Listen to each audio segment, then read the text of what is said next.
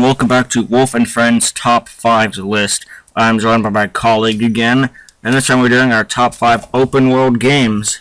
Well, this is actually brought up by Suat Walsh, one of our friends. So let's begin with our number 5.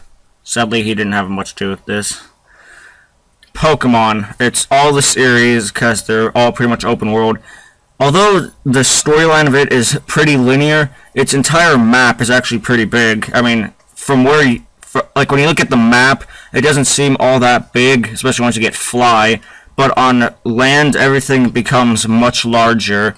And over the span of all of these games, the map can, I think, actually increases, especially in the newest 3D ones. But it is open world because you're allowed to free roam all around the entire game and basically get as many Pokemon as you want because you gotta catch them all, and you could challenge rivals. Plus, also in Pokemon, just like in some other RPGs, you have the right to break into anybody's house and just do whatever you want in there. So yeah, it's pretty open world. There are no laws restricting you, but the society itself isn't that appealing, knowing that it costs 1 million Poké-Dollars for a bicycle, yet 10-year-olds are allowed to leave their homes and embark on dangerous adventures. But the world's pretty open. You can do whatever you want. You could go around, as I said, and get as many Pokemon as you want.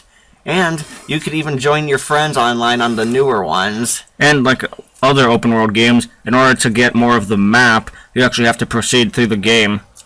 It's got a main story, but you can feel free to roam all around the entire game. Alright. Now we'll move on to our number 4 on this list. Batman, the Arkham series as a whole. Although Arkham Asylum definitely was a closed space, it wasn't until Batman Arkham City and its future installments that you could free roam all around a huge map.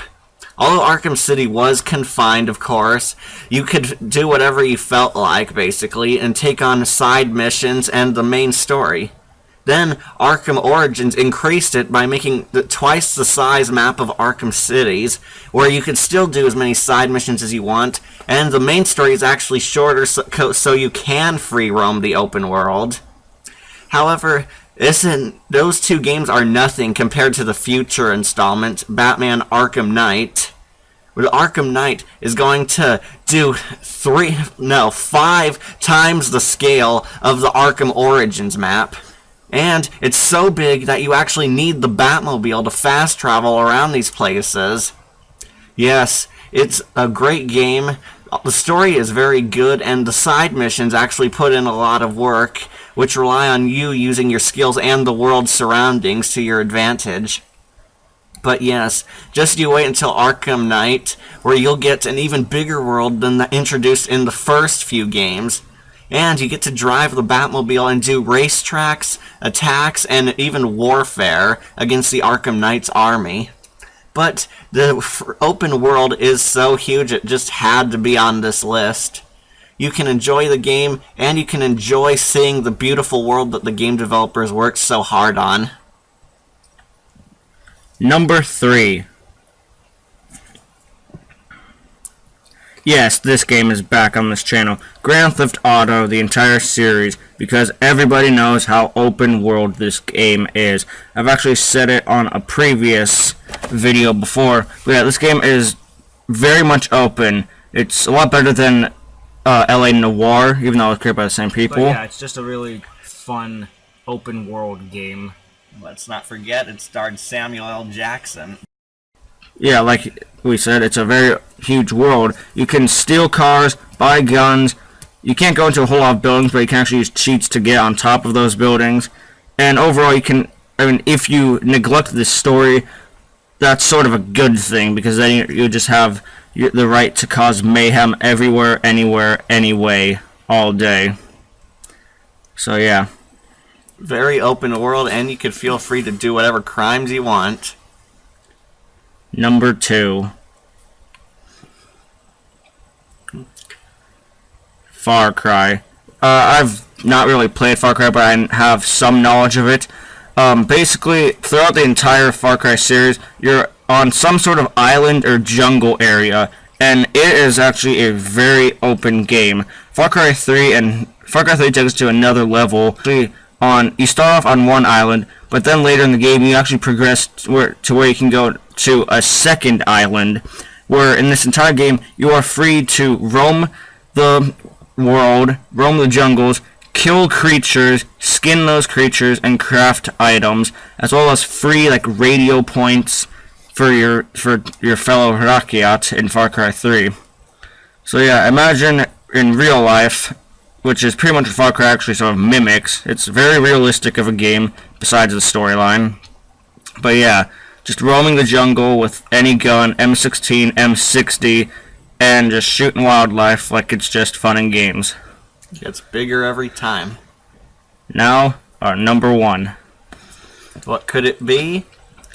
Everyone's favorite, The Elder Scrolls V, Skyrim. Skyrim is a fun game. I mean, storyline aside, like we've done with the previous ones. I mean, sort of like Far Cry, you're free to roam and kill creatures, but you can also kill people as well, which makes it even funner. You can become a werewolf or a vampire later in the game, side with the rebels or the Imperials, and do a lot of damage, especially once you get spells. And, I mean, the map is just huge once you unlock it. I mean, you can look at a mountain, but then when you look at the entire map, you are probably on a Norse country, if anything. It looks so small from here. Yeah, free to kill dragons, kill people, pickpocket, thief, buy a house. It is a very open game. And since you want to level up for that high level to impress other players, it'll take you a long time to explore the world. Which makes it even funner. With all those 5 aside, we now move on to our honorable mention games.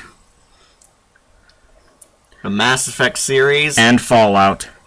Mass Effect didn't make this list only because it's more of an open universe game, and also the fact that some players actually complained that the world's too open, that they didn't focus on the story in the first 2 games. Fallout, on the other hand, is a post-apocalyptic future caused probably by World War III, where you're open a desert or the cities. The desert's in New Vegas. But yeah, just free to kill people and do side quests. Sort of like Mass Effect.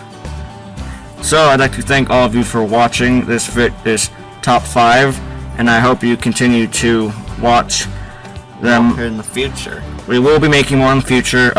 We are planning one for St. Patrick's Day, so hopefully we can get on that boat. And subscribe, like, and comment. Goodbye.